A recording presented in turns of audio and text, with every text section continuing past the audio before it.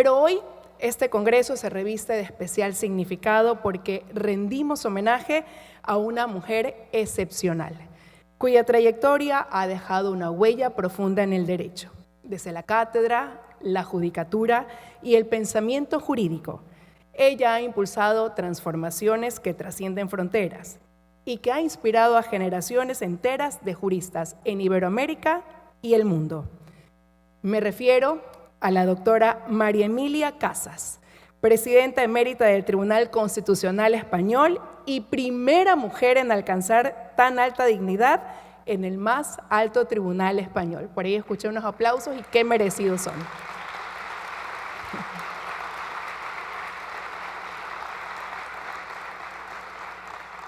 Quiero invitarlos a ver un video de su trayectoria. Hoy rendimos homenaje a una jurista excepcional, a una mujer que ha dejado una huella indeleble en la historia del derecho español, la doctora María Emilia Casas Bamonde.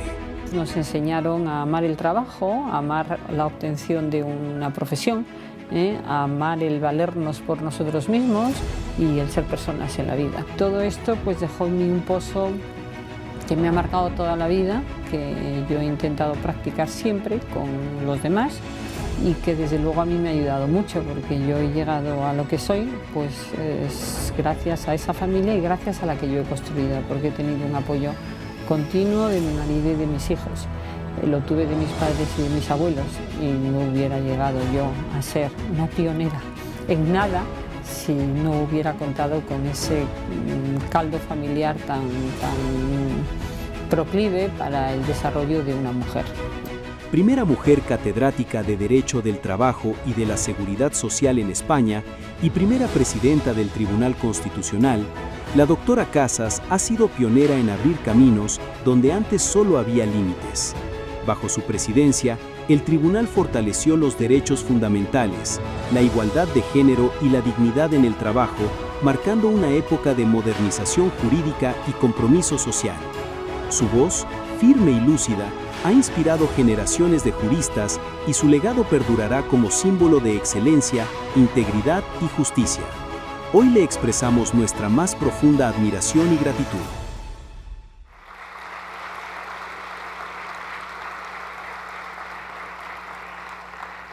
Y por el tiempo seguramente ese video queda corto, pero cuánta humildad en las palabras de la doctora María Emilia Casas y qué lindo reconocimiento al decir que nada quizás de esos grandes logros en su vida y en su carrera hubieran sido posibles sin ese pilar fundamental que ha sido el apoyo de la familia.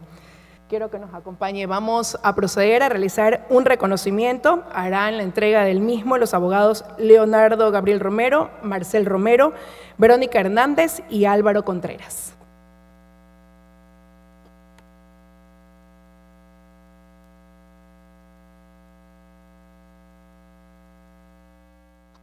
Un aplauso, por favor.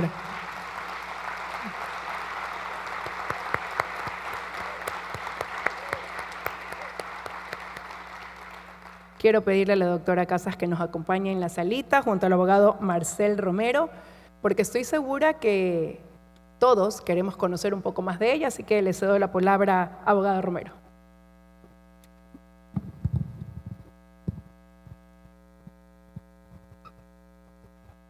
¿Qué diría yo de estos 2 días de Congreso Internacional, ¿no? De este primer Congreso Internacional de Derecho Constitucional y de Trabajo? Pues que ha habido unas ponencias de máximo nivel, que ha habido una variedad muy notable entre las áreas de conocimiento, filosofía del derecho, derecho constitucional, derecho del trabajo, y que en todas esas intervenciones ha habido siempre propuestas a tener en cuenta para el futuro, ¿no? Porque un congreso se celebra para poner en común conocimientos y de ahí obtener algunas conclusiones para poder llevar a la práctica, si es posible, ¿no? Todo esto en un mundo difícil, ¿no? Me ha parecido que ustedes, como nosotros, vivimos un mundo difícil, un mundo de incertidumbre, un mundo de riesgo. La incertidumbre es una categoría que hemos incorporado en el vivir cotidiano, no como hace unos años, ¿no?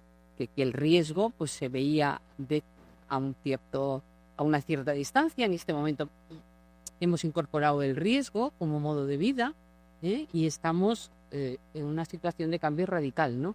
De cambio radical. Y creo que en estas situaciones, pues, el pararse unas horas, 2 días, a reflexionar sobre los temas que nos rodean es una tarea muy necesaria, ¿eh?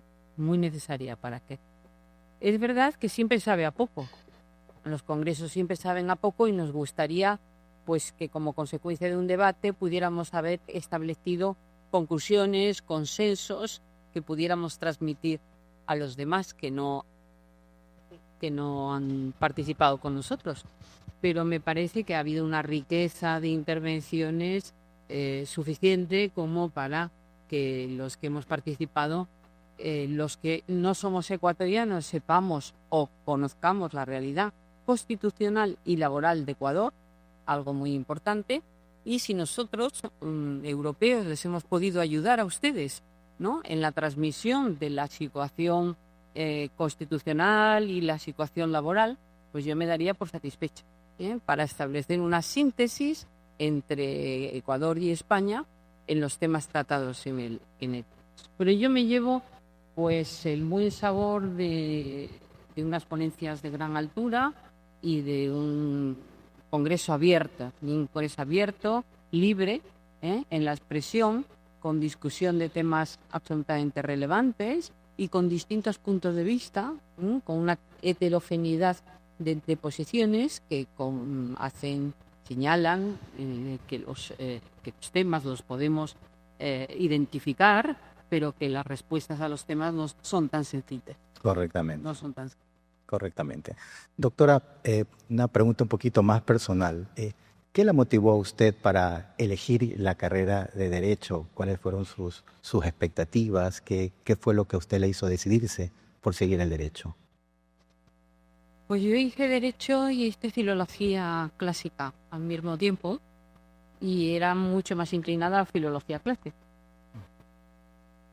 Pero en la altura del tercer año de carrera, los españoles me entenderán, en el plan del 53, tercer año, un año ya muy decisorio en aquel plan, porque casi todas las asignaturas, con algunas excepciones, estaban iniciadas en su explicación.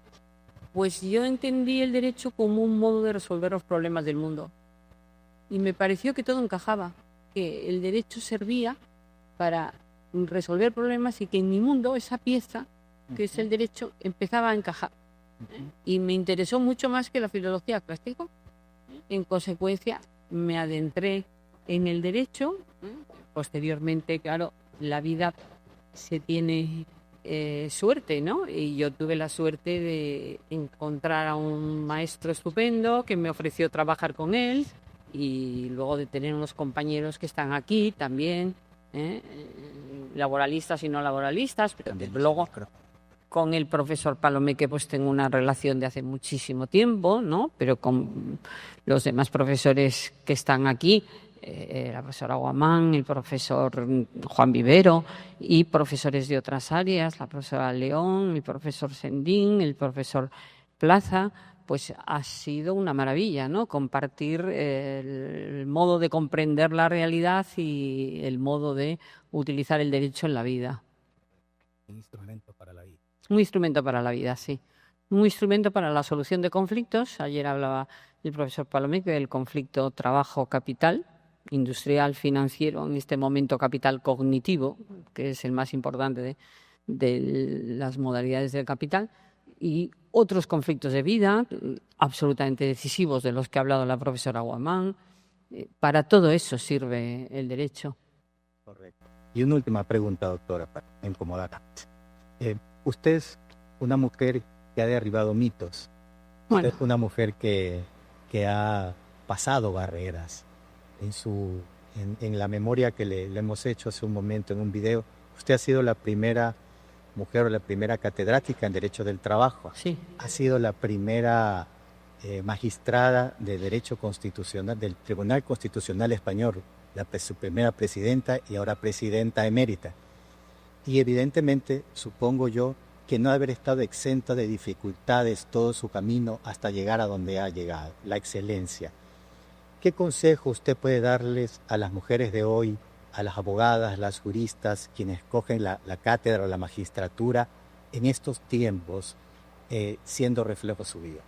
Pues yo no sé si dársela a las mujeres, a los hombres o a las autoridades. Me parece que no solo a las mujeres. Me parece que esto es un tema de todos y de todas, que es un tema global. Entonces, me parece que la necesidad de la incorporación de la mujer, si lo desea, al mercado de trabajo o a otra actividad profesional, no laboral, funcionarial, la toma de decisiones personales en la vida, necesita un medio para poder realizarse. A mí me parece que es muy esencial la enseñanza. La educación me parece absolutamente decisiva, porque la educación es la que permite posteriormente opciones profesionales. Y en esto las mujeres hemos necesitado estudiar más o demostrar más que hemos estudiado y hemos obtenido buenos rendimientos para obtener las mismas profesiones que un hombre con menos esfuerzo de educación. Por tanto, me parece que en la educación está la salvación. Ahora, esto es un tema grandísimo, de difícil tratamiento y que tiene que tener en cuenta una realidad mundial que es muy diferente de unos países a otros. Pero creo que mujeres y niñas tienen que tener las oportunidades de ser personas, y eso me parece una causa por la que luchar, que no habría otra mejor. Y yo entiendo el derecho para luchar por ese tipo de cuestiones, porque me parece absolutamente esencial. Yo, en el vídeo se dice, yo tuve la suerte de ser educada en igualdad, pero no todo el mundo tiene la suerte de ser educado en igualdad.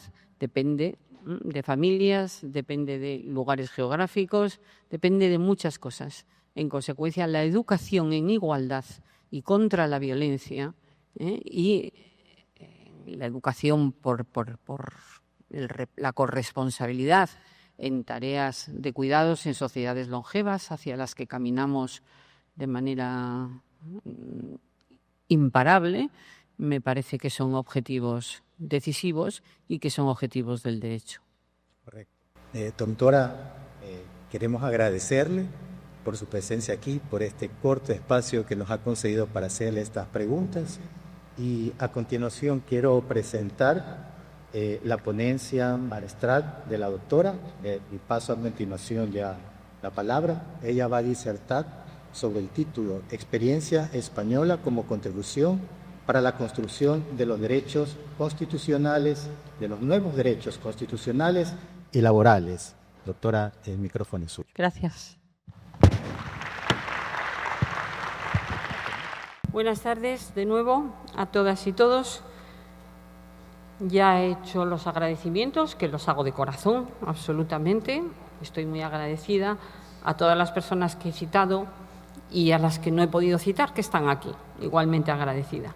Y quiero señalar que es un regalo, ¿no?, poder participar en este congreso mundial, en este estreno de esta modalidad de congreso mundial y además pues recibir el honor de cerrarlo con una ponencia difícil porque debe resumir en un tiempo corto, razonable, la experiencia española como contribución para la construcción de nuevos derechos constitucionales y laborales. Bueno, haré unas referencias, unas 5 referencias o 6 a lo que yo entiendo que es el contenido de este continente, ¿no?, de esta formulación de mi intervención.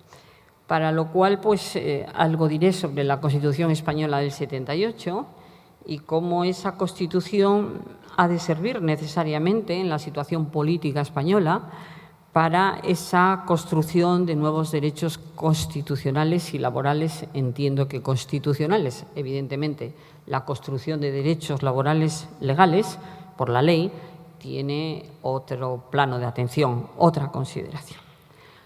Bueno, creo que lo saben, pero si no, señalaré que la Constitución española es una Constitución que está a punto de cumplir 47 años de vida. Es la Constitución de 1978 y que es una Constitución de consenso, una Constitución que surge de una larguísima y cruel dictadura y que, como consecuencia de la terminación de ese periodo dictatorial, las fuerzas políticas españolas son capaces de llegar a consensos que se traducen en el texto de la Constitución.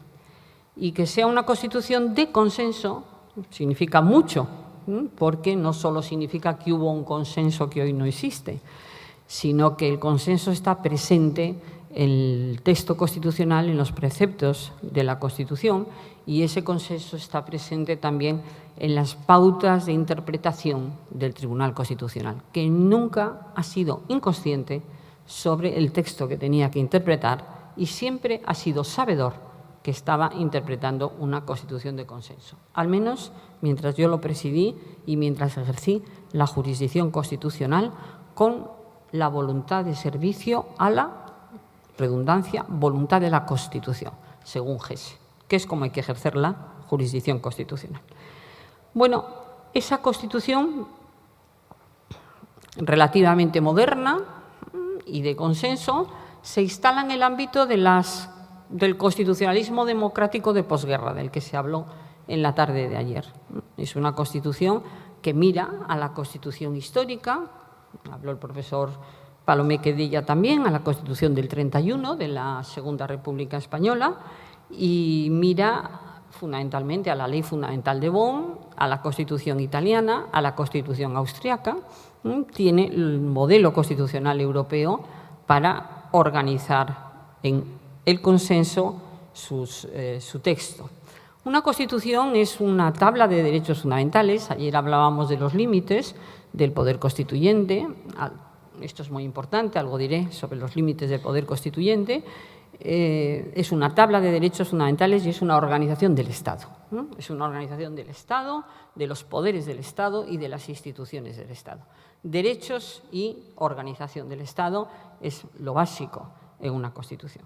Y la Constitución española tiene un capítulo con dos secciones, capítulo segundo, el título primero, que es una tabla de derechos fundamentales, que me gustaría decir posteriormente que es tasada, no se pueden ampliar esos derechos fundamentales, de manera que cuando deba contestar a cómo ha contribuido la experiencia española constitucional a la construcción de nuevos derechos, algo diré, pero desde luego esto camina por la interpretación de la Constitución, que no es cualquier interpretación, que no se rige por los modelos interpretativos ni por los criterios hermenéuticos de la interpretación de la ley, sino que es otro tipo de interpretación, pero esa interpretación es la que permite o permitirá, si llegamos a la conclusión de que la regulación de los derechos fundamentales en la Constitución española sirve para la elaboración o para la renovación de determinados derechos ya existentes para atender las nuevas necesidades de las personas que deben juridificarse la respuesta a esas necesidades como derechos fundamentales, que no es cualquier cosa. No es cualquier cosa, porque un derecho fundamental es un espacio de soberanía de la persona frente a todos y, desde luego, frente al legislador democrático. El presupuesto de toda Constitución es el legislador. Sin legislador no hay Constitución. No hay Constitución. Puede haber jueces, pero sin legislador no hay Constitución. Bueno, y esta Constitución es una Constitución que, como he explicado, tras una larguísima dictadura, pues inspirándose en los modelos del constitucionalismo democrático de posguerra, de la Segunda Posguerra Mundial, constitucionaliza el Estado como un Estado social y democrático de derecho. Uno de la Constitución. Bueno, en esta constitucionalización va a estar el derecho del trabajo y de la seguridad social, que es una manifestación del Estado social. De la formulación constitucional Estado social y democrático de derecho, ¿qué constitucionaliza realmente? ¿Qué tipo de Estado constitucionaliza la Constitución del 78? El Estado democrático. El Estado democrático. Esa es la el meollo de la constitucionalización. Además, ese Estado de derecho, puesto que se rige por una Constitución, es de derecho, es una consecuencia de un Estado democrático que sea un Estado de derecho, porque se rige por la Constitución, que es una norma, por tanto es un Estado de derecho constitucional que no legal, que no legal. En consecuencia, la Constitución tiene que tener un instrumento para el control de la ley, que es lo esencial para el control del legislador, y es un Estado social, que tampoco es de esencia al meollo de constitucionalización, que es el Estado democrático. ¿En qué se diferencia que el Estado sea social de que sea un Estado democrático y un Estado de derecho? En que el Estado democrático y el Estado de derecho tienen una significación formal y material, ¿no? Es decir, el Estado tiene que organizarse de un modo democrático. Ahí hay una significación formal. Tiene que haber elecciones para la elección del presidente del Gobierno, para la elección del Ejecutivo. En consecuencia, ahí hay una formalización de la democracia. Lo mismo sucede con el Estado de Derecho. La separación de poderes es esencial, la separación de los poderes. En consecuencia, hay una proyección en la estructura de los poderes. Que el Estado sea democrático y sea de derecho se transmite a la conformación de los poderes y además tiene una significación material. Que el Estado sea social no tiene ninguna significación formal, solo tiene una significación material, que es muy importante, pero no tiene una significación formal. Los españoles conocen la Ley Orgánica 2/2024, que establece pues, la necesidad de que los órganos del Estado tengan una composición o paritaria o equilibrada, entre 60-40% de mujeres. El Tribunal Constitucional, 12 miembros, a partir de la entrada en vigor de esta norma, tiene que tener 60-40%, pero eso no deriva de la Constitución, esa es la acción del legislador. La interposición del legislador ha determinado, tienen que ser así los órganos del Estado, con equilibrio entre ambos sexos. Pero si no lo dijera la ley, podía ser así o no ser así. La prueba es que desde la entrada en vigor de la Constitución hasta este momento no hemos tenido órganos paritarios.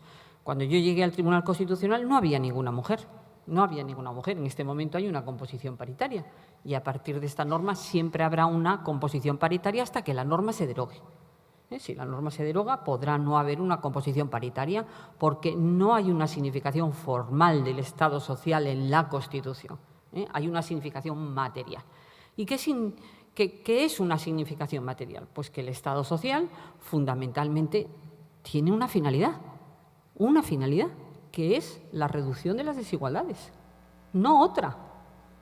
Todo lo demás forma parte de esa finalidad esencial, reducir las desigualdades, la reducción de las desigualdades, que han ido ampliándose y desde luego en la crisis del 8, en la crisis global financiero-económica del 8, crecieron muchísimo, las rentas del capital superaron a las rentas del trabajo y esas desigualdades no solo afectan al conflicto entre capital y trabajo, sino que afectan a hombre-mujer y afectan a las minorías en sociedades diversas.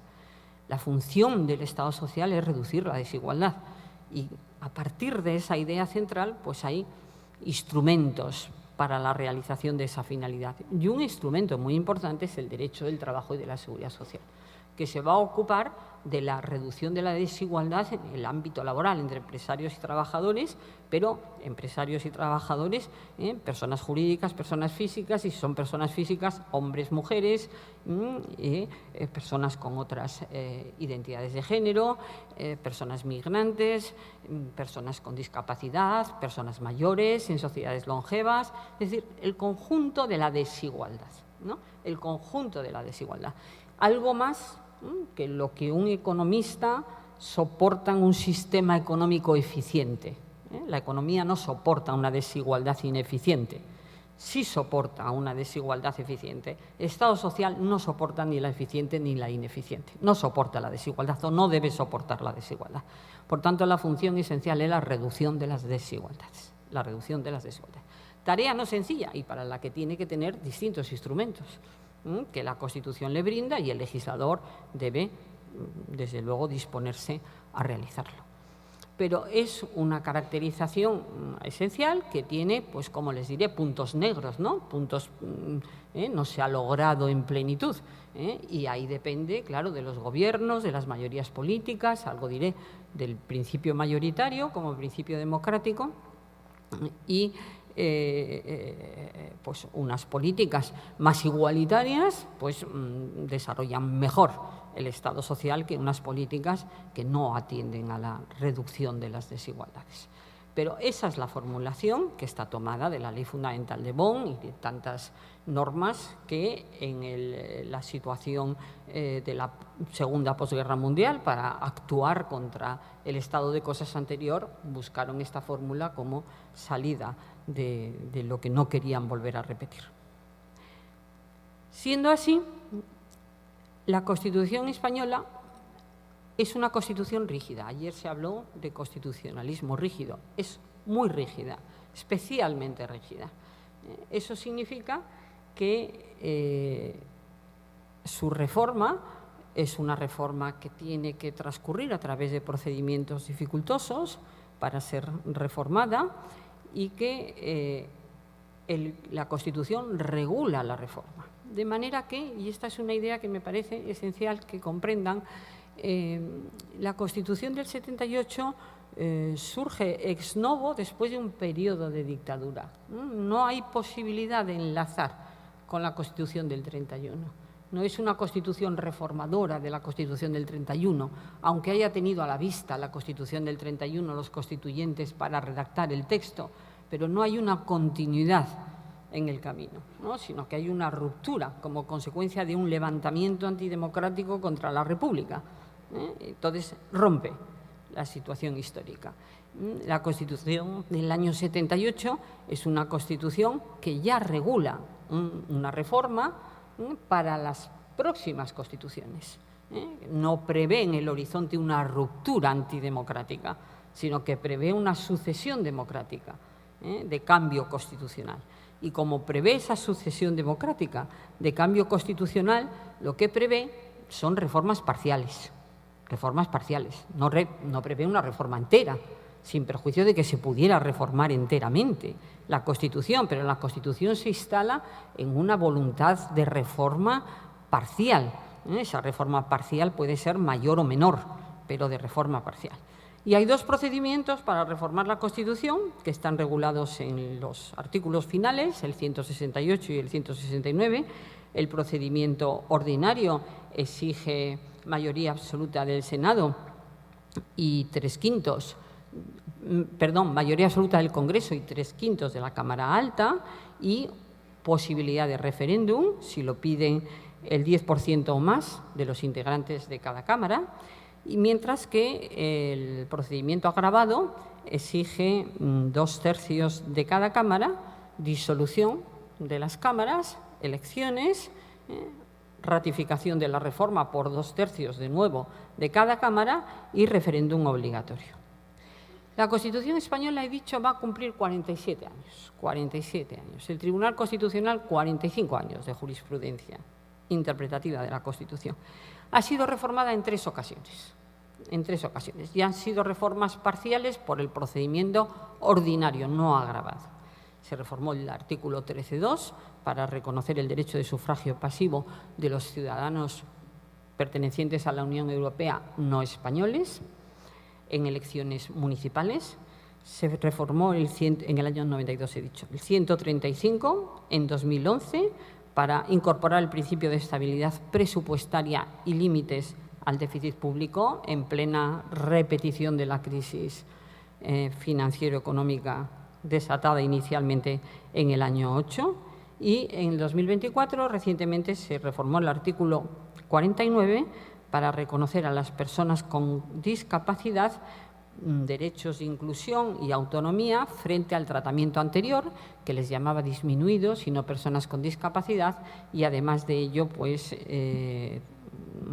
ofrecía un tratamiento fundamentalmente clínico, médico, no de inclusión y de fomento de su autonomía. Por tanto, 3 modificaciones pequeñas y una vida que empieza a ser larga.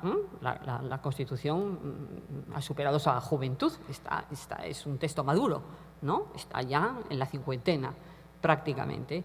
Y los problemas han cambiado, claro,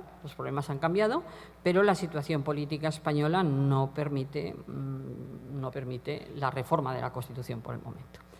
Sí tengo que decirles que hay un consenso técnico muy elevado sobre qué debe cambiarse de la Constitución, fundamentalmente de constitucionalistas y publicistas que han consultado con algún laboralista y penalista, en el que podríamos estar de acuerdo. Creo pues, que el derecho a la salud, que es un principio rector de la política social y económica, tuviera un contenido esencial oponible al legislador y pasara a ser un derecho fundamental. Que los temas de igualdad tuvieran una proyección mayor que la que tienen. La mujer es citada dos veces en la Constitución del 78, en el matrimonio y en la sucesión, en la jefatura del Estado, en la corona. 2 veces por su nombre, la mujer. En la Constitución del 1812, se citó una vez. En tantísimos años hemos logrado que la mujer por su nombre se cite en 2 ocasiones. Las mujeres no estuvimos en el proceso constituyente del 78. Por tanto, hay determinadas modificaciones que hay un consenso técnico. La conversión del Senado en una Cámara territorial, creo que nadie discute esto, que es aceptado. La reforma del título octavo, de manera que las normas transitorias de ese título desaparezcan, es aceptado ya. Más allá, en el título octavo sería difícil decir algo sobre la aceptación o no aceptación. La limitación de la libertad de empresa y su vinculación a la economía social de mercado, no una limitación de contenido, porque la libertad de empresa es esencial en el modelo constitucional español, pero sí a su actuación dentro de la economía social de mercado, creo que también habría consenso. Hay quien propone que el derecho a la vivienda, que es un problema en España absolutamente decisivo, pues pudiera pasar a ser un derecho fundamental. A mí me resulta difícil aislar un contenido esencial en el derecho a la vivienda que se imponga al legislador, porque el legislador no puede otorgar una vivienda a cada persona, pero es posible que pudieran encontrarse algunas técnicas para asegurar el derecho a la vivienda digna de las personas a través de políticas de alquiler social. En fin, creo que es más discutible, pero ahí estaríamos. Desde luego creo que hay un consenso generalísimo acerca de la posición de las personas con discapacidad que tengan más desarrollo, no en el capítulo 3, sino en el capítulo 2 de la Constitución, donde están los derechos fundamentales. En fin, hay una serie de cuestiones técnicas donde hay consenso de los técnicos, del pensamiento jurídico, pero por supuesto no de los políticos. Esa rigidez y esa dificultad de reforma se acompaña del hecho de que esa Constitución de consenso no es una Constitución de democracia militante. No es una Constitución de democracia militante. Y esto que nos parecía tan bien, pues empieza a tener muchos problemas, que no sea una Constitución de democracia militante. ¿Qué significa que no es una Constitución de democracia militante? Pues que la Constitución española, para obtener ese consenso, se separó radicalmente de la Ley Fundamental de Bonn, que es una Constitución de democracia militante, y en consecuencia pues no señala que no pueden utilizarse instrumentos contra la Constitución. No hay una condena, como hay en la Constitución alemana, condenando el nazismo determinados comportamientos. No es una democracia militante y no tiene ninguna cláusula de intangibilidad. No tiene ninguna cláusula de intangibilidad, a diferencia del 79.3 de la Ley Fundamental de Bonn, que tiene la intangibilidad de la construcción federal, del Estado, de un Estado republicano y con las competencias en los órganos fundamentales de ese Estado. Nosotros no tenemos ninguna cláusula de intangibilidad, ni decimos que los partidos terroristas, cuando los hemos tenido, no pueden utilizar la Constitución, sino que les hemos reconocido los derechos que la Constitución les da. Si han sido detenidos, pues el derecho a un proceso con todas las garantías, los derechos que la Constitución ofrece, sin establecer una adhesión a la Constitución. Mire, usted puede jugar limpiamente si usted es limpio en el juego. La Constitución española no. Lo único, pone todo el rigor en el procedimiento de reforma. Como es tan difícil reformar la Constitución, sobre todo por el segundo procedimiento en aquellas partes esenciales, pues el consenso quedó satisfecho. Dice, bueno, es que necesitamos tal consenso para volverla a reformar, que prácticamente, bueno, pues esto tiene dificultades y no necesitamos la cláusula de democracia militante. Bueno, la democracia militante es lo más extendido, ¿no? Les voy a leer una sentencia del juez Robert Jackson, en su opinión mayoritaria, Departamento de Educación de Virginia Occidental versus Barnett, de 1943, llamada sentencia Barnett, muy conocida, que dice textual: el propósito mismo de una declaración de derechos es sustraer ciertos temas de las vicisitudes de la controversia política, colocarlos fuera del alcance de las mayorías y de los funcionarios. Los derechos fundamentales no pueden someterse a votación, no dependen del resultado de las elecciones. Pues sí, en España sí. Podríamos someter a votación el derecho a la vida. Algo tan bárbaro como no reconocer el derecho a la vida, podríamos. Ayer Gabriel, en su intervención, decía que los límites al poder constituyente estaban en los derechos fundamentales. Eso es una constitución de democracia militante. Nosotros no tenemos eso. Cuestión distinta sería señalar que el concepto mismo de Constitución es incomprensible sin un listado de derechos fundamentales. Por tanto, tendría que estar siempre el derecho a la vida. Pero no tenemos el concepto de democracia militante. Pero no sé si lo vamos a tener sin modificar la Constitución.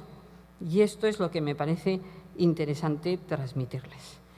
Porque hay un caso que está en el Tribunal de Justicia de la Unión Europea, que va a tener una relevancia decisiva para Europa, caso del que están pendientes absolutamente todas las doctrinas jurídicas constitucionalistas de la Unión, de todos los países de la Unión, que es el caso de la Comisión contra Hungría, C-769/22, llamado, si consultan la página Valeurs de l'Union, Valores de la Unión, y es un caso en el que la Comisión plantea un proceso de incumplimiento contra Hungría como consecuencia de que Hungría, en el año 20, ha aprobado una ley que criminaliza a todas las personas que no tienen, no son heterosexuales, que tienen una identidad de género distinta a la heterosexualidad.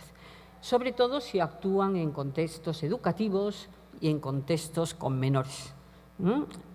Delito de pedofilia, de manera que es una norma que la Comisión se ha visto obligada a impugnar ante el Tribunal de Justicia. Y la Comisión, en esta acción, ha estado acompañada por muchísimos Estados miembros.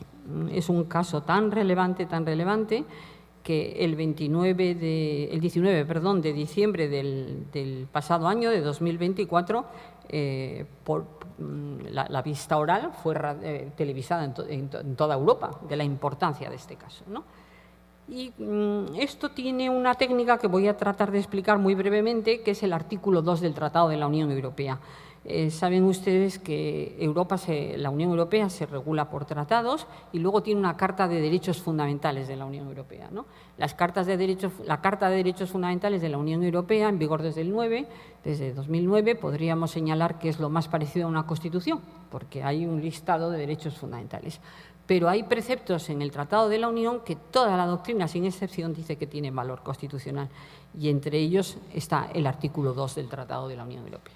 Y el artículo 2 del Tratado de la Unión dice lo siguiente: la Unión se fundamenta en los valores de respeto de la dignidad humana, libertad, democracia, igualdad, Estado de Derecho y respeto de los derechos humanos, incluidos los derechos de las personas pertenecientes a minoría.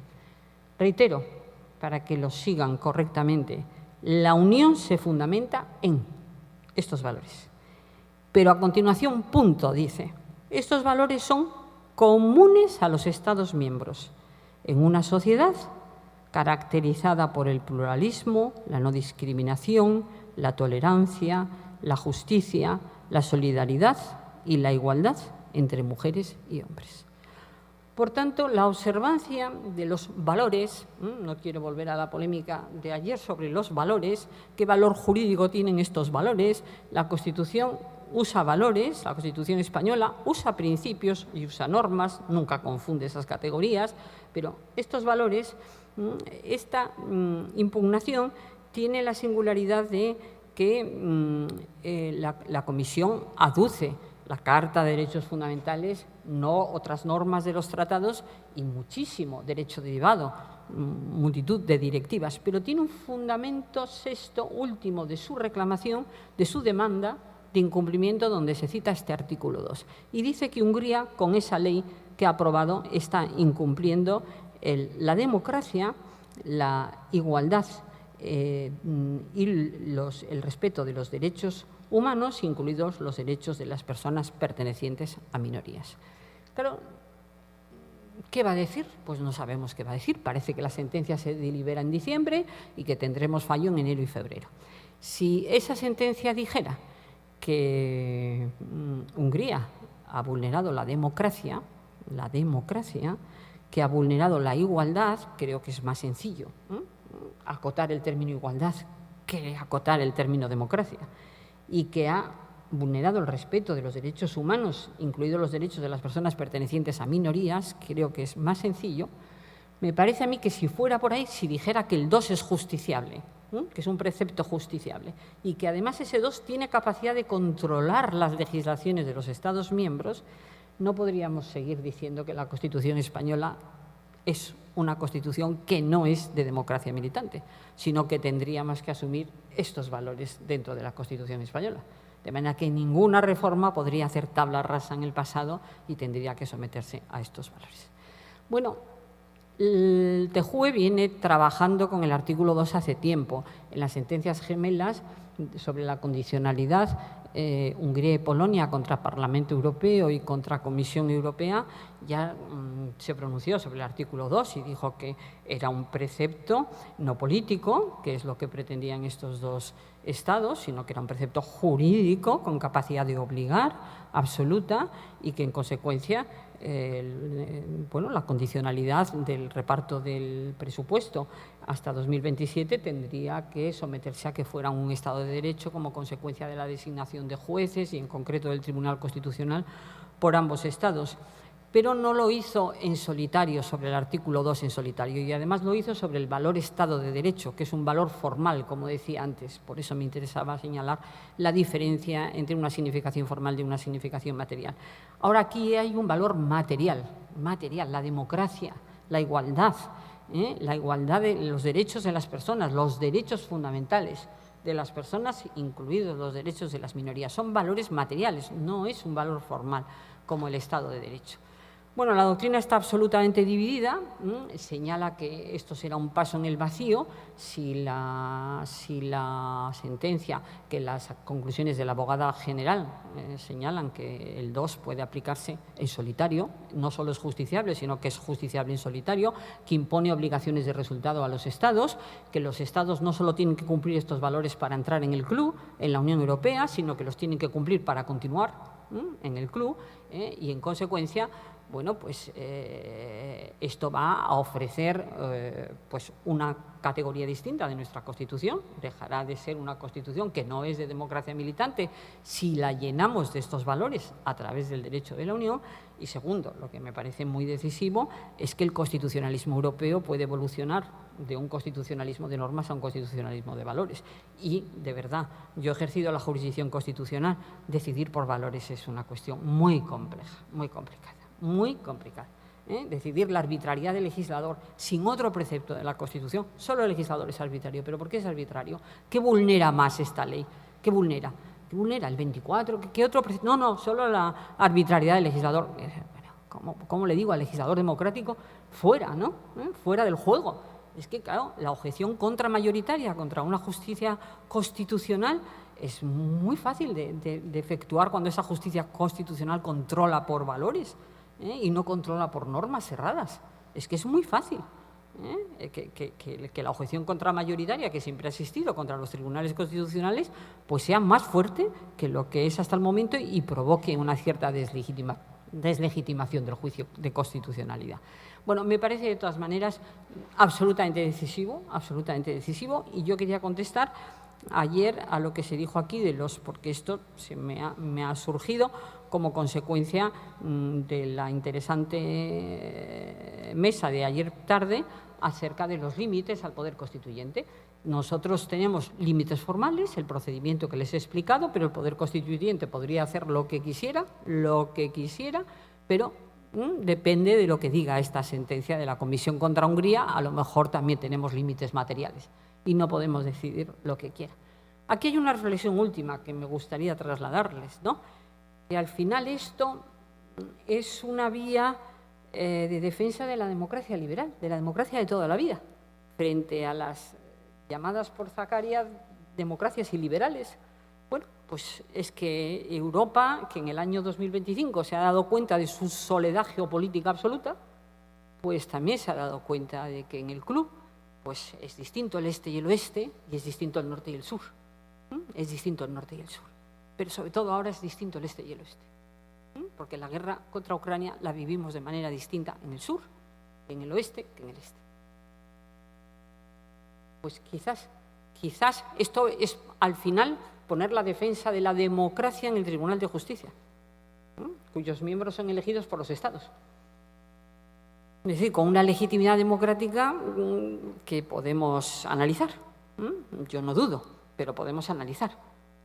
De la construcción en la que esta situación difícil en la que vivimos, antes decíamos incertidumbre, bueno, rodeados de guerras y de situaciones de inseguridad notable, en la evolución hacia ese Estado social y democrático de derecho, pues nos puede hacer reflexionar si es una buena ayuda, pero posiblemente es la única que haya, ¿no? Posiblemente es la única que haya. Bueno, ¿y cuál es, para ir terminando, la situación de la Constitución española y qué aportación ha hecho a esos nuevos derechos laborales y generales, derechos fundamentales, que lo ha hecho a través de la jurisdicción constitucional? Pues enseguida entro en este tema.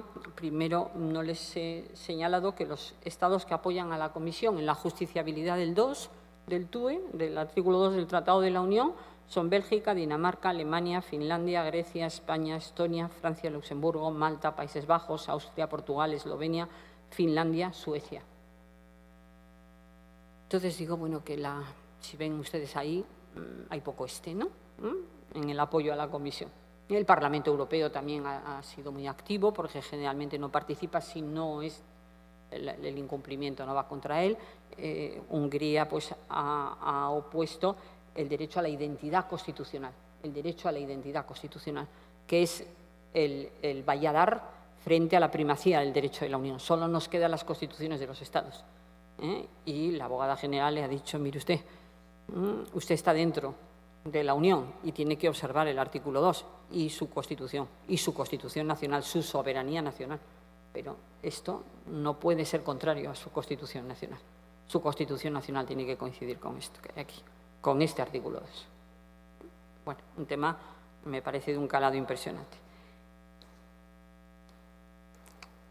Última parte, que es la aportación del constitucionalismo español, de la Constitución del 78, de su interpretación por el Tribunal Constitucional, recogida por los jueces y tribunales de la jurisdicción ordinaria a los derechos fundamentales y, en concreto, a los derechos laborales. Pues tengo que partir de una premisa, que los derechos fundamentales son listados y tasados en la Constitución española, que el Tribunal Constitucional no puede ampliar, aunque lo ha hecho en alguna ocasión, en una ocasión al menos que voy a señalar, el listado de derechos fundamentales, que en la Constitución española el Tribunal Constitucional se regula en el título 9, noveno, y la reforma constitucional en el 10º, mientras que en la Constitución del 31 se regulaban en el mismo título. Porque el Tribunal Constitucional es, de alguna manera, un poder constituyente constituido. Poder constituyente constituido. Pero no debe ser un poder constituyente constituido. Lo ha sido en la construcción del Estado territorial. En la descentralización del Estado ha sido un poder constituyente constituido. El Estado territorial se ha hecho a golpe de sentencia. El Tribunal Constitucional por el principio dispositivo del título 8. Pero si no hubiera sido así, la Constitución, el título 8, el Tribunal no podía haber llegado a donde ha llegado en la construcción del Estado territorial, del Estado autonómico, de la descentralización del Estado. Pero en los derechos fundamentales pues no puede ir más allá de donde está. Y claro, todo texto es hijo de su tiempo. Todo texto es hijo de su tiempo. Y la Constitución del 78 se refiere una única vez, fíjense, una única vez a la informática, en el 18.4. Como límite a los derechos de libertad de información y de expresión. La ley limitará la informática si daña los derechos de información y de expresión y de intimidad. Y estamos en un momento que estamos rodeados de tecnología, ¿no? Todos nos movemos con tecnología. Ninguno de los que estamos aquí podemos prescindir de la tecnología. En consecuencia, en el año 2000, sentencias 200 y 272 del 2000, el Tribunal Constitucional creó, afortunadamente, el derecho a la protección de datos de carácter personal. Lo incrustó en el 18.4, que no dice nada del derecho a la protección de datos. Solo leer el 18.4 nos damos cuenta de esto. Y menos mal que hizo esa operación en el 2000, porque, no sé si ustedes lo saben, hay una norma muy potente de la Unión Europea que es un reglamento de protección de datos. Y sin esa construcción del derecho fundamental con el derecho a la intimidad no nos hubiéramos bastado para actuar frente a tecnologías de Big Data, de Habeas Data, es decir, que el capitalismo cognitivo se mueve de datos. Las grandes plataformas tecnológicas que pueden más que los estados tienen juntas el PIB de más de la mitad de los estados. Eso no es la industrialización antigua, esto es, pero muy tremendo, de poder económico, pueden mucho más. Claro, tenemos que tener derechos frente a eso, ¿no? Por lo menos el derecho a disponer sobre mis datos personales, a disponer, salvo excepción legal. Si se necesitan para la salud, en un contrato de trabajo, yo dispongo de mis datos y digo a quién se los doy, si esos datos se pueden tratar y si se tienen que cancelar, los datos personales que se conocen. Y, afortunadamente, creó ese derecho. En el 24.2 pues ha creado como consecuencia de una resolución, no es control de convencionalidad, pero de una resolución de Naciones Unidas, que no tiene naturaleza jurisdiccional, creó el derecho a la segunda instancia penal frente a un fallo condenatorio. Es que un fallo condenatorio tiene que tener revisión necesariamente, no un fallo absolutorio, por supuesto, pero un fallo condenatorio sí. Y creó en el 24.2 algo que no estaba en el 24.2. Y en el 23.1, que es el derecho a la igualdad en el acceso a los cargos públicos, pues lo extendió al mantenimiento. No solo al acceso, sino al mantenimiento. De manera que ha hecho una tarea moviéndose con la excepción del derecho a la protección de datos dentro del listado de derechos fundamentales. Pero en concreto, ¿qué ha hecho? Pues empezando por los laborales, y voy concluyendo que resulta más fácil de entender, pues ha construido el derecho al trabajo. Yo diría que sin exageración. Es decir, el derecho colectivo del trabajo, la libertad sindical, la libertad autoorganizativa y la libertad de acción a la que se refería ayer el profesor Palomeque, la huelga, el conflicto colectivo, el derecho a la negociación colectiva, el derecho de otros representantes que no son sindicales. Todo eso está en la jurisprudencia constitucional. Incluso el legislador ha tenido que seguir la jurisprudencia constitucional, porque el Estatuto de los Trabajadores, primera norma de desarrollo de la Constitución para el modelo laboral del año 80, es un estatuto que no incorpora derechos fundamentales porque no estaban desarrollados los derechos fundamentales. Ha sido necesaria una jurisprudencia constitucional de desarrollo de esos derechos fundamentales para que el Estatuto los tome. Y en las primeras décadas de esa jurisprudencia esos derechos aparecieron con mucha presencia y profusamente. En los últimos años, ya cuando yo me fui del tribunal, apenas aparecían, ¿no? Apenas aparecían. Lo que decía ayer el profesor Palomeque también es significativo. Hay algún conflicto de libertad sindical de vez en cuando, pero la doctrina está hecha. En general, el esquema teórico se conoce, cuál es el contenido esencial del derecho de libertad sindical, cuál es el contenido adicional. Eso está muy hecho en la jurisprudencia constitucional. La huelga, pues seguimos con una ley preconstitucional de huelga, pero hay jurisprudencia constitucional y es normalmente conflictiva en servicios esenciales para la comunidad. Pues entonces la ponderación, ya sé que no gusta hablar de ponderación, pero bueno, permitidme, ponderación entre los derechos de los huelguistas y los derechos de las personas, de los ciudadanos, a tener servicios sanitarios o servicios esenciales, pues eso está, hay una jurisprudencia muy intensa. Y esos derechos que eran muy importantes al comienzo, porque eran unos derechos de contenido ideológico contrarios a la dictadura, donde no se habían reconocido esos derechos, tuvieron mucho esplendor. Pero cuando esa doctrina se hizo, esos derechos apenas aparecen. Y en cambio aparecen lo que el profesor Palomeque llamó derechos inespecíficos, que son los derechos de todos, pero cuando se ejercen en una empresa, ¿no? Entonces eso empezó pues, por la libertad de expresión, la libertad de información, evidentemente siempre ha estado el derecho a la tutela judicial efectiva, el derecho a no tener represalias, la garantía de indignidad, el derecho a la libertad religiosa, a la libertad ideológica y, por supuesto, a la igualdad, ¿no? A la igualdad. Y la igualdad de género, la igualdad de la mujer, después de una etapa equivocadísima, primera, hasta el año 87, en que el Tribunal Constitucional no se entera de lo que es la discriminación por sexo y resulta que aparecen todo tipo de varones discriminados y ninguna mujer discriminada como consecuencia de esas sentencias. El profesor Alonso Lea, yo creo que el profesor Palomeque participó en aquellos libros verdes, ¿no? Tú participaste.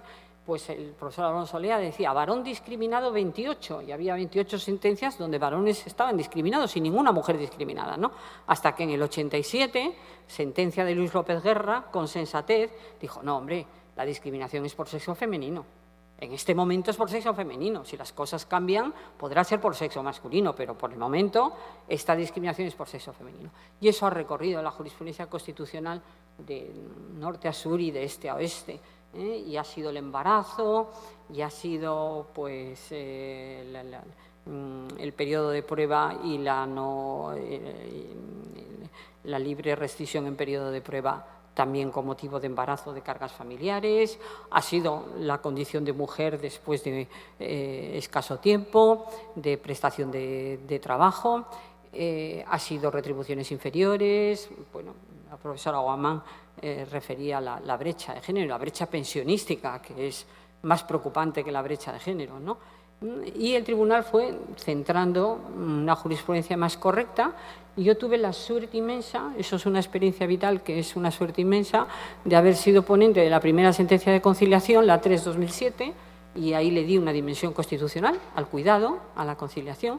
Dije que un juez no podía decir, mire, el interés productivo de la empresa lo antepongo a su necesidad de cuidado. No, tiene usted que ponderar, perdón por la ponderación de nuevo, tiene usted que ponderar los intereses organizativos y el derecho de la trabajadora.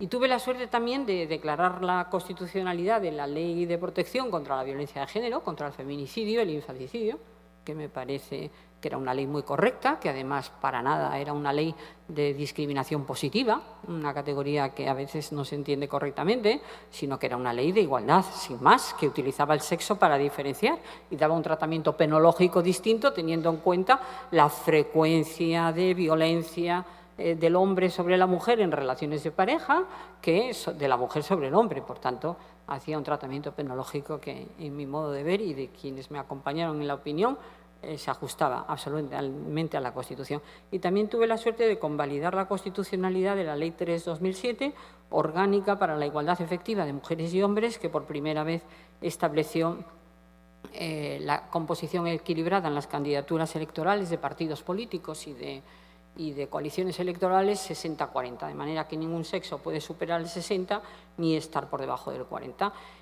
Como consecuencia de esa ley, pues si se analizan datos reales del Congreso de los Diputados, la presencia de mujeres en el Congreso de los Diputados de España supera el 40%. Veremos ahora qué pasa con la ley orgánica. En el Senado no lo ha alcanzado, porque en el Senado no se vota igual y además hay senadores de comunidades autónomas que no están sujetos al 60-40, ¿no? Ahora con la ley orgánica del 60-40 o 50-50 espero que los resultados sean mejores. Todo esto ha recorrido la jurisprudencia, todos los derechos prácticamente están ensayados en la jurisprudencia constitucional. En épocas más recientes se ha introducido pues, la transexualidad, la homosexualidad, frente a despidos, frente a extinciones contractuales en periodo de prueba. Y lo que me quedaría para cerrar es qué pasa con la globalización, o sea, qué nuevos derechos requiere la globalización neoliberal, la digitalización, la inteligencia artificial, el cambio climático, los flujos migratorios y la construcción de sociedades progresivamente diversas. Bueno, esto llevaría mucho tiempo y voy a terminar.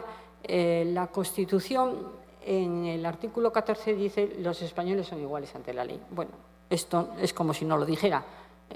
no sé, me parece que era el profesor Plaza que decía, hombre, algo de lo que dice textual la ley hay que conservar en la decisión judicial, ¿no? Bueno, es que realmente esa es una norma del Estado de Derecho liberal, del Estado legal liberal, que al propio tiempo que se construye ese Estado, se construye el concepto de ley, y la ley es general, la ley es universal. No hay ley que no sea general, es característica esencial a la ley la generalidad y la universalidad de la ley. Lo que está diciendo ahí, porque no solo los españoles, también los no españoles son iguales ante la ley, y no todos los españoles son iguales ante la ley, el concepto de igualdad está sustituido por el de razonabilidad, ¿no? El derecho es a una diferencia razonable. Oiga, deme una diferencia razonable, pero no me someta a una diferencia irrazonable o desproporcionada. Por tanto, tiene ahí el 14 un concepto de igualdad que en la jurisprudencia constitucional no permite un derecho a la diferencia y enlaza directamente con la prohibición de discriminación. Entonces, la jurisprudencia constitucional tradicional acerca de que no cabe en la Constitución española la discriminación por indiferenciación, ¿no? Si alguien requiriera de un juez, oiga, que tráteme distinto porque soy distinto. Ayer hablábamos de Aristóteles. La jurisprudencia constitucional no es aristotélica, igual a los iguales, pero no desigual a los desiguales, jamás desigual a los desiguales, porque entiende que eso es tarea del legislador, que no hay un derecho subjetivo fundamental a que un juez te trate igual, porque un juez no tendría canon de decisión, tendría que inventarse la norma. Y un juez no puede crear una norma, Entonces, aunque el Tribunal Europeo de Derechos Humanos admite la discriminación por indiferenciación, casos de gitanos, casos diversos, el Tribunal Constitucional no lo admite. Y esto, pues, no da lugar a diversidad, junto al problema que hay en España de las pretensiones identitarias, ¿no? De que España sea un Estado plurinacional con naciones culturales que aspiran a ser naciones políticas y que ejerzan un derecho a la diferencia. El derecho a la diferencia no está reconocido. Entonces, en el camino hacia sociedades progresivas, pues habrá que trabajar con la discriminación. Siempre que sea una causa de discriminación, eso puede dar lugar a un trato discriminatorio. Y en lo demás, tanto la digitalización como el cambio climático, me parece que no hay otra vía que la que está comenzando a utilizar el Tribunal Constitucional, que es la utilización de los preceptos clásicos con contenidos tecnológicos o ambientales. Por ejemplo, un derecho a la información ambiental, pero dentro del derecho de libre información. Un derecho a la libre expresión ambiental, dentro del derecho a la libre expresión. Un derecho a la información tecnológica. Oiga, ¿qué algoritmos está utilizando usted, señor empresario, para tomar una decisión de contratarme, de despedirme, de darme una orden de trabajo a través de un algoritmo? Me tiene que informar. Bueno, pues creo que los derechos clásicos, mientras la Constitución no se reforme, servirán para darle este contenido en las nuevas realidades. ¿Que esto puede ser limitado? Quizás sea limitado, pero yo tampoco veo una doble tabla de derechos en la sociedad analógica y en la sociedad virtual, ¿no? Es una Constitución analógica, evidentemente, pero tiene que tener capacidad interpretativa suficiente si no hay posibilidad de reforma en un listado de derechos fundamentales tasados, y salvo lo que la Unión Europea obligue a modificar, tiene que tener capacidad interpretativa suficiente para englobar las nuevas realidades en las que estamos, la nueva realidad de la tecnología, la nueva realidad del cambio climático, y ya hay sentencias. Nosotros tenemos un 45 muy potente sobre medio ambiente, que además llama a la jurisdicción penal, que nunca llama a la Constitución a la jurisdicción penal, y en el caso del medio ambiente, para la protección del medio ambiente, es una norma modernísima del año 78, ya prevé la importancia que va a tener el medio ambiente, pero claro, es un principio rector de la política social y económica. No se puede extraer de ese lugar para colocarlo en la tabla de derechos fundamentales. Concluyo. Si aceptáramos a título hipotético la clasificación de derechos fundamentales por generaciones, yo creo que la Constitución española del 78 es una Constitución de primera y segunda generación. Es decir, una Constitución de derechos civiles y políticos, su parte más potente, también de derechos sociales, trabajo, y dentro del trabajo algo que hemos discutido hoy, esta tarde. El contenido esencial del derecho al trabajo es el derecho a no ser despedido sin justa causa. El derecho a un despido injustificado, que decía el profesor Vivero esta mañana. Ese es el contenido esencial del derecho al trabajo, sin perjuicio de otros, pero ese es el contenido esencial del derecho al trabajo. El derecho a la educación es un claro derecho social de segunda generación, y la igualdad. La igualdad tiene que funcionar claramente fuera de la igualdad liberal del pasado, tiene que funcionar como mecanismo social. Todo ello además del 9.2, pero es que el 9.2, que ordena a los poderes constituidos garantizar la igualdad y la participación de todos y la libertad efectiva, no es un derecho fundamental. Es que dependo del legislador para que me den la igualdad real y la igualdad efectiva. Eso, si se cambiara la Constitución, habría que ver ese contenido del 9.2, si tiene que estar en la tabla de derechos fundamentales. Pero hasta el momento tenemos esto. Tercera generación. Pues a mí me parece que no reconoce derechos de tercera generación, que sería pues el derecho a la paz, donde queda el texto de Kant sobre la paz, donde queda cuando vivimos guerras actualmente. El derecho al desarrollo, el derecho al patrimonio común y el derecho al medio ambiente. Ya he dicho que el derecho al medio ambiente es un principio rector de la política social y económica. Cuarta generación, derechos digitales, y quinta generación, neuroderechos. Hasta el momento. Creo que lo que he señalado es la única vía posible, es decir, utilizar el contenido de los derechos de primera generación y segunda generación para para permitir una interpretación que engrose o que añada al contenido tradicional el nuevo contenido tecnológico y medioambiental, porque más allá obligaría a una reforma de la Constitución, salvo alguna acción del Tribunal de Justicia que obligue, porque nosotros fuimos al Tribunal de Justicia con una cuestión prejudicial, caso Meloni, y íbamos con un 24 así y volvimos con un 24 así, de esa consulta prejudicial. Ahora, bueno, esta sentencia de Valeurs de l'Union, vamos a ver en qué queda. Quizás el tribunal diga que, por supuesto, los valores de la Unión hay que cumplirlos, pero que por sí solo no tiene capacidad para condenar a Hungría, y veremos cuál es la respuesta que se hace desde los tribunales constitucionales de los Estados.